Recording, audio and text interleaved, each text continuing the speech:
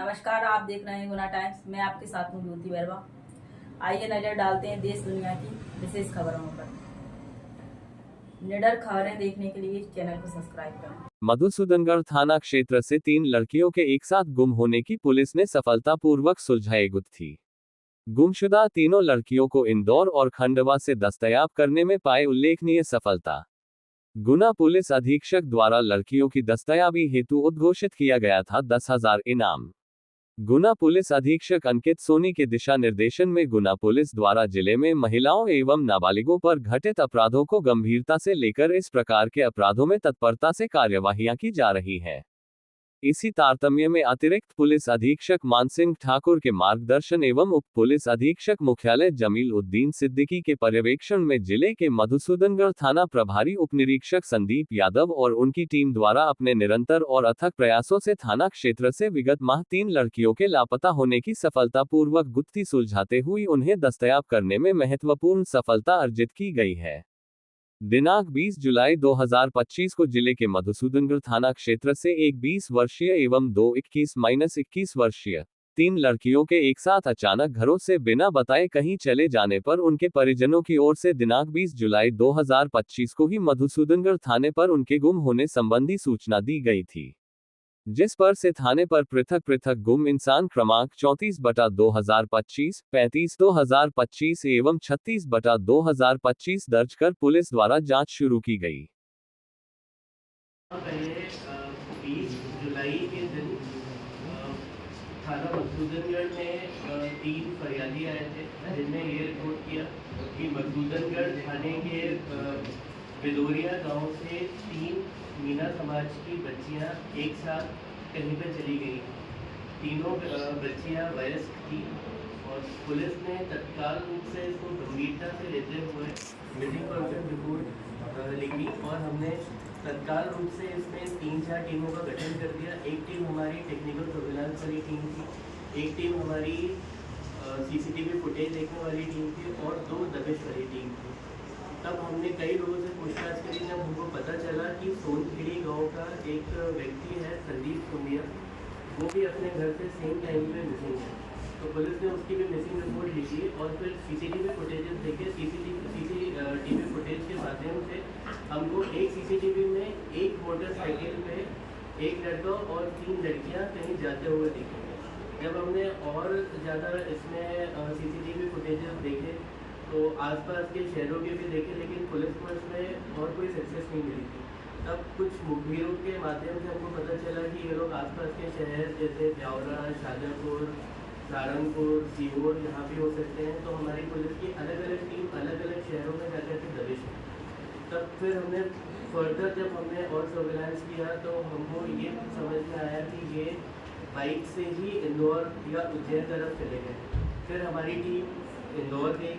इंदौर जाकर के हमारी टीम ने पूरे भंवरपुरा क्षेत्र है और जितने भी हॉस्टल्स हैं किराए पे जहाँ घर मिलते हैं, एक एक किराए के घर को, हॉस्टल को सब चेक करती रही 1-2 दिन तक। फिर उसके बाद एक खजराना गणेश मंदिर के जब हम लोग फुटेजेस देख रहे थे तो खजराना गणेश मंदिर के फुटेज में ये तीनों लड़कियाँ और ये लड़का संदीप सोनिया ये लोग दिखे वहाँ पे।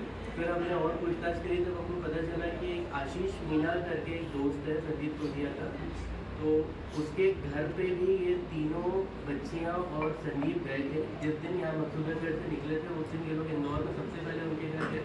तो संदीप आशीष मीना इन तीनों को देख करके डर गया, उसके मामा जी भी थे।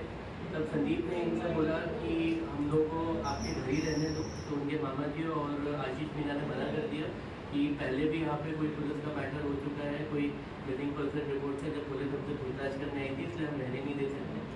तब संदीप ने ये बोला कि मैं एक बाइक भी मधुसूदनगढ़ से किसी से मांग के लाया हूँ, तो ये बाइक रख लो और हम लोग चले जाते हैं। तो वो बाइक रखने से भी मना कर दिया।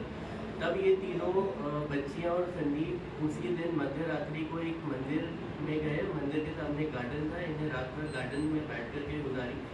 फिर उसके बाद इनको लगा कि पुलिस इंदौर भी आ सकती है, तो ये लोग सुबह रेलवे स्टेशन गए इंदौर के।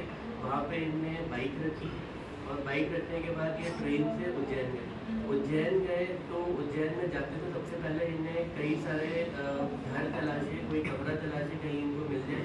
तो इनको अल्टीमेटली एक कमरा मिला लगभग इन्हें 3,000 रुपये कमरे के दिए थे 15 दिन के लिए। फिर इन लोगों को लगातार कहीं से खबर मिल रही थी कि पुलिस सब जगह दबिश कर रही है, सारे CCTV देख रही है, तो इनको एक वकील के पास जाना ठीक लगा। इन लोग एक वकील के पास गए और वकील के पास जाकर के इन्हें बोला कि हम लोग अपनी इच्छा से भाग के आए हैं और संदीप और 3 बच्चियों में से एक बच्ची, इन्हें बोला कि हम शादी भी करना चाहते हैं, तो हम लोग क्या आप शादी करा दो। तो वकील ने बोला कि इसमें करीब 20-25 हज़ार का खर्चा आएगा। तो इन्हें बोला कि हमारे पास इतने पैसे नहीं है। तो वकील ने फिर इनको बोला कि मैं एक लीगल डॉक्यूमेंट एफिडेविट बना करके आपको दे देता हूँ। तो इन्हें बोला कि हमको नहीं चाहिए, आप वो एफिडेविट बना के या तो थाने में भेज दीजिए या हमारे घर पे भेज दीजिए। और इन्हें वकील को गाड़ी की भी चाबी दे दी और कुछ पैसे लेकर के वहाँ से चले गए। तो करीब 10-15 दिन बाद मधुसूदनगढ़ थाने में 3 लीगल डॉक्यूमेंट आए, एफिडेविट आए। एक एफिडेविट में लिखा हुआ था कि संदीप और एक बच्ची ये दोनों शादी करना चाहते हैं और ये दोनों स्वतंत्र हैं, ये वयस्क हैं और इनको परेशान नहीं किया जाए। और बाकी जो दोनों लीगल एफिडेविट थे वो उन दोनों बच्चियों की तरफ से थे कि हम लोगों को घर में परेशान किया जाता है, हम लोग स्वतंत्र रहना चाहते हैं और अपना खुद ही काम करके हम लोग अपना जीवन यापन करना चाहते हैं, तो हमको भी पुलिस या कोई और परेशान नहीं करे।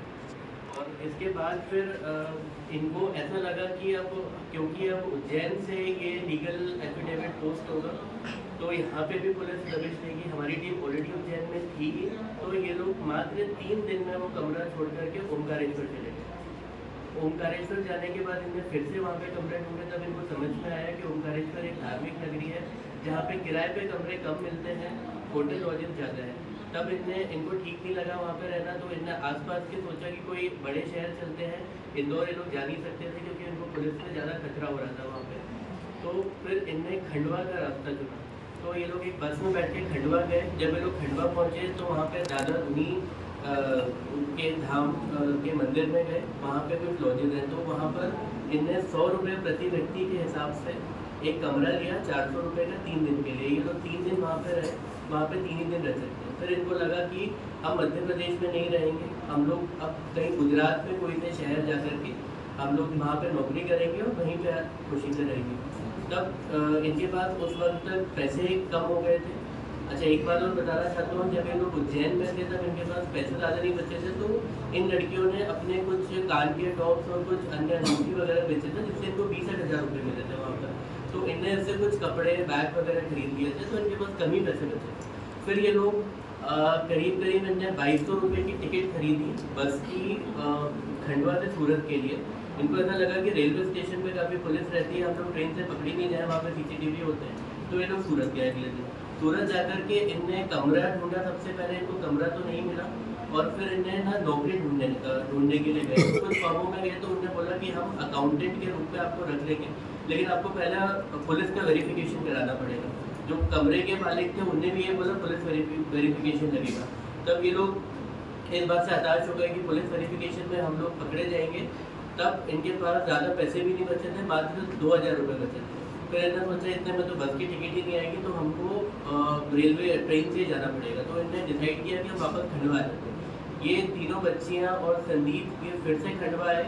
खंडवा आकर के इनकी ट्रेन में ही या एक कोई सोनू नाम के व्यक्ति से दोस्ती हुई। तो सोनू नाम के व्यक्ति ने एक बच्ची को बहन माना, उसने उसको भाई मान लिया था और उसको एक छोटा कीपैड 1000 रुपये में एक मोबाइल दिया और एक सिम उसके लेकर के उसी व्यक्ति ने इनको एक घर ढूंढने में भी मदद करी। तो एक इनको 3000 रुपये प्रति माह से वहाँ एक कमरा मिल गया। तो ये लोग कमरे में चारों रहने लगे एक साथ और इन्हें ये बोला कि हमको NTPC की तैयारी करनी है और अगर सरकारी एग्ज़ाम की तैयारी कर रहे हैं और हम लोग कुछ काम भी करेंगे, तो हम लोग को वहाँ पे किराए पे चाहिए। तो मुफ्त मकान मालिक के द्वारा कोई पुलिस वेरिफिकेशन नहीं कराया गया, इनको कमरा दे दिया गया। फिर इनके पास पैसे नहीं बचे थे तो ये लोग ढूंढने लगे कुछ रोजगार। तो इसी में संदीप तोलिया एक होटल में वेटर का काम मिला, लगभग 400 रुपये प्रतिदिन के हिसाब से। और 3 में से 2 बच्चियों को रोटी बेलने का एक होटल में काम मिला, लगभग 600 रुपये प्रतिदिन के हिसाब से। तो ये लोग काम करके अपना जीवन यापन करने लगे।